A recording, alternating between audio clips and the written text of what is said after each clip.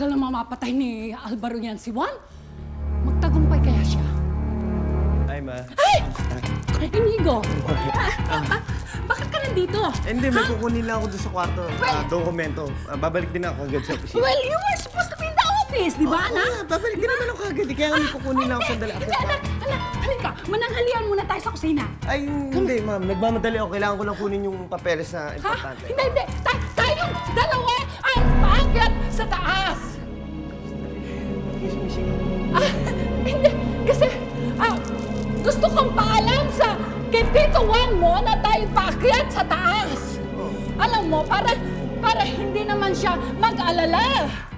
Diba? Halika na, anak. Nagmamadali ako. Paakyat na kami ngayon sa taas. Nasa gitna na kami ng hagdanan. So excited. Siyempre, nandito na kami. Tito Juan.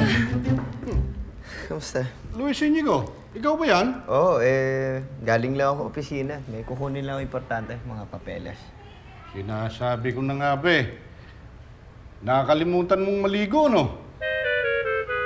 Kanina pa ako merong kakaibang naamoy eh. Maligo ka nga muna eh, oh. Sige, papasok na rin ako kwarto. Maligo na rin ako. Sige, ma'am.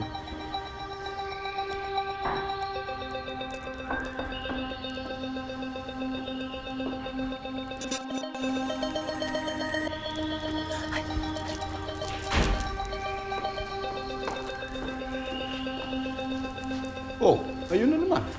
Perfect! Marvelous! Kaya nga dala ko na itong mga papeles and contract para mapirmahan mo na agad. At para mabigyan kita ng enough time, I'll give you 4 to 5 Days? seconds. And the time starts now. 1, 2, Wait. Oh, the woman is here. Okay. 1, 2, Hello? 4, Ate Ira, tumawag yung secretary ni Daddy. another 4, another 5, and then... Advertising agencies para ipakilala yung bagong endorser ng canned product. Since hindi siya makakapunta, ikaw na lang yung pinadala niya. Okay ba yun sa'yo? Come on, JM! Wait, I forgot. Okay, go. Factor. JM, ano This one, ba? in the side. What are you doing? You know, I'm with Father Willie. We're talking about contracts for Buba Films. Yeah. Come on! My God, just tell the secretary of Daddy that I'll be there tomorrow. Not here, not anywhere, but there. Yes, okay, bye. Ay, sir! Aling... Magandang maga po ulit. Ako po si Ali Lelay, nanay po ni Marie. Gusto ko lang po malaman kung nandito na po ang anak ko. Si... Aling Lelay, hindi pa umuwi si Marie. Sir, kasi po, miss na miss ko na po ang anak ko eh. Siya lang po ang nag-iisa kong pamilya. Gusto ko na po siyang makita. Hindi po ba sabi niyo nasa Laguna siya? Saan po siya sa Laguna? Susundan ko na lang po, sir. Sige na po, sabihin niyo na lang po sa akin.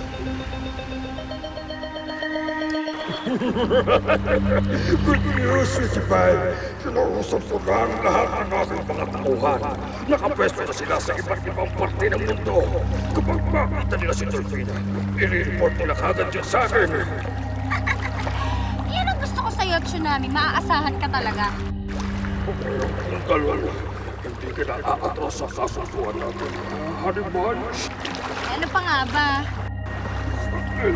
papalo sa Fugito. Alam kong right-hand man mo siya. May gusto siya sa'yo, hindi ba? Wala na akong pakialam kay Pugito. Kaya gawin siya sisling pusit o calamares, wala akong pakialam, ano? Degma! Ever since naman, walang naitulong sa misyon ko yan, eh. Laing silbi. Ano naman ang alam ng anak ko tungkol sa ama niya? Wala naman siya nalalaman tungkol sa'yo. Tungkol sa akin? No, ang ibig sabihin na matagal na kita kakilala bago ko pa nakilala yung ama niya. At sinabi ko rin sa kanya na freak accident ang pagkamatay ng kanyang daddy.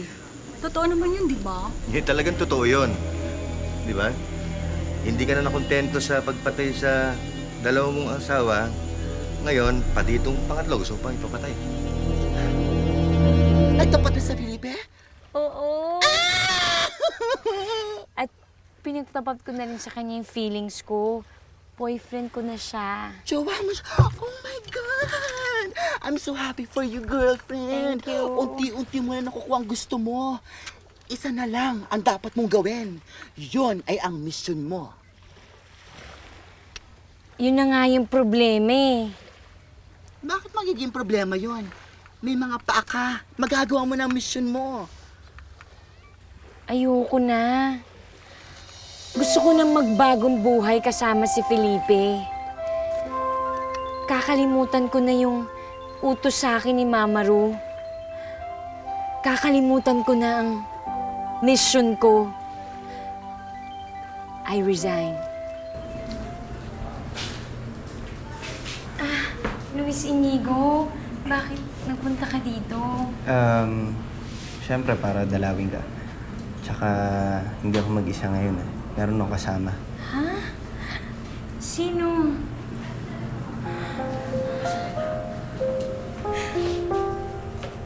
Nay? Anak?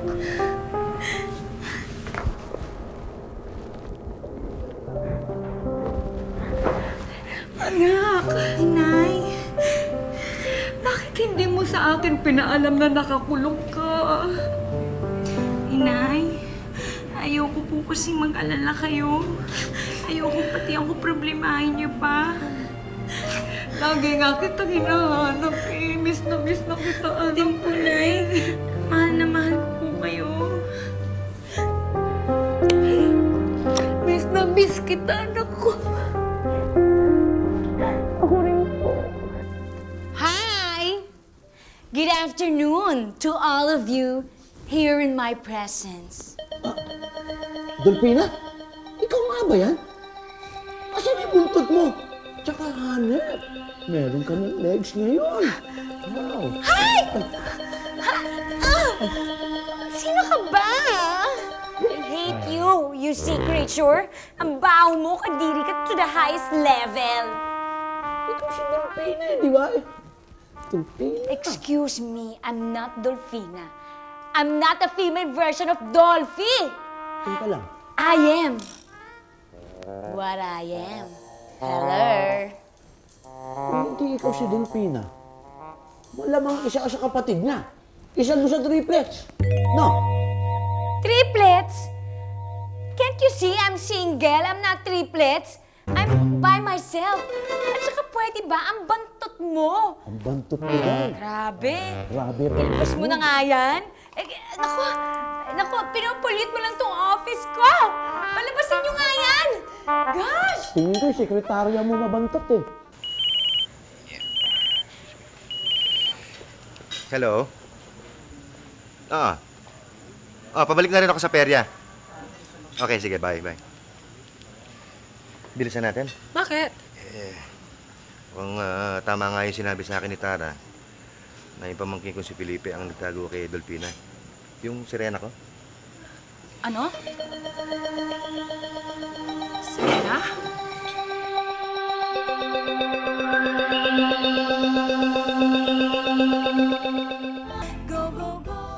Alam mo, Dolphina, ang saya-saya ko.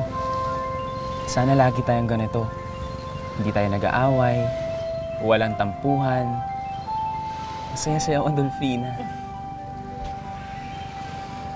I love you. I love you more, Felipe. Dolphina, nagkakamali ka dyan. Mas mahal kita. Hindi, mali ka dun. Mas mahal kita. Hindi, Dolphina. Hindi mo ko naintindihan. Mas mahal talaga kita eh. Mas mahal kita. Dolphina, hindi. Ako ang mas nagmamahal sa'yo. Felipe, ang kulit mo. Mas mahal nga kita. Kita mo. Hindi eh. Mas mahal talaga kita, Dolphina. Ano ba yan? Nakakainis ka naman. Sinasabi ko na nga ba eh. Hindi mo talaga ako mahal. Pagkatapos dito, pagkatapos, hindi mo talaga ako mahal. Alam mo, booking ka na. Hindi, Dolphina, hindi. Maimik ka nga. Booking ka na. Hindi yan ang ibig kong sabihin, Dolphina. May kilala kang Serena? True blue collar living mermaid? Oo naman. Totoong sirena si Dolphina.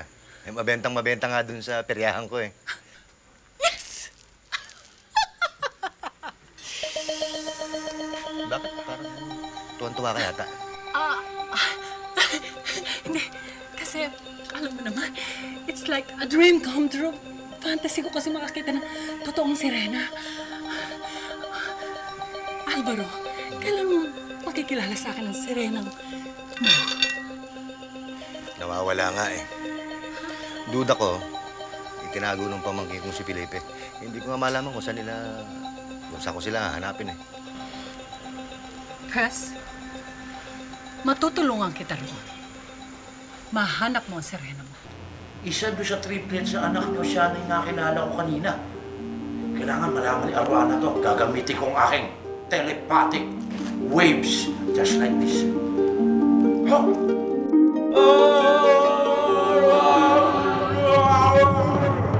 Nakita ko isa sa anak. Diyos siya ama.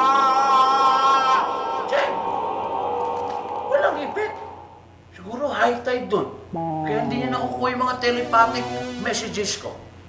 Obligado ata akong bumalik ng daot-daot. Napilitan si Luis Inigo ipagtapat sa nanay ko na nakakulong ako. Nalungkot ako kasi nag-alala yung nanay ko eh. Pero masaya na din ako dahil miss na miss ko na siya. Talaga? Ano pa napagkwentuhan niyo? Kwinento ko sa kanya na huwag siya masyadong mag-alala dahil meron naman akong kaibigan dito sa loob, kagaya mo, na nagpapamasahe ka ng mga 5 oras, tapos pagpagod na yung kamay ko, pinapayagan mo ako magpahinga kahit 10 minutes. Tapos, tinuturuan mo pa ako mag-diet. Lahat nga ng pagkain ko, di ba? Inaagaw mo, tapos nilalaman mo lahat. At isa pa, hindi mo ako hinahayaang maging malungkot. Kasi nagagalit ka sa akin, tapos sasabihin mo pa sa akin na tatadyakan mo ako sa mukha kapag may nakita kang luha sa mata ko. Ang bait mo. Isa kang tunay na kaibigan. Buti naman alam mo, ha? Buti naman alam mo. Galing, ano? Tunay na kaibigan, di ba? Oh, sarapan mo masahe dyan. Tunay na kaibigan pala eh. Sige. Yan, natatandaan mo yan, ha? Oh. Sarapan mo. Eh, pindutin mo pa. May nakikita ako rito. Isang magandang babae. Ubod ng ganda ang babaeng to. Pang Miss International pa nga. Na naiinis siya sa lalaking ito. Inuntog niya ang ulo nito sa crystal ballang ito. Talaga? Nasaan? Actually, ang lalaking yun ay ikaw. At ako yung babae. Pwede ba? Tigilin mo ako? Paano ako makakakonsentrate? Paano ako masosolve ang problema? Kung paninag ng nag mo, I need peace of mind. Peace. Okay. Sige. Quiet. Okay? Bolang kristal. Bolang kristal. Bulahin mo ako. Bulahin mo siya. Bulahin mo kami lahat!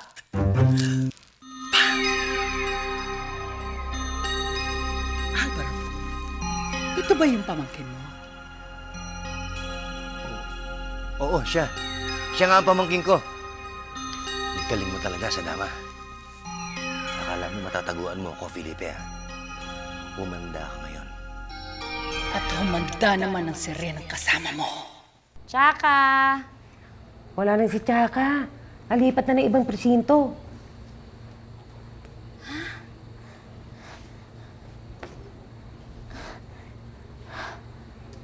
Kung ganun, wala na akong mamasahihin. Meron. Ako.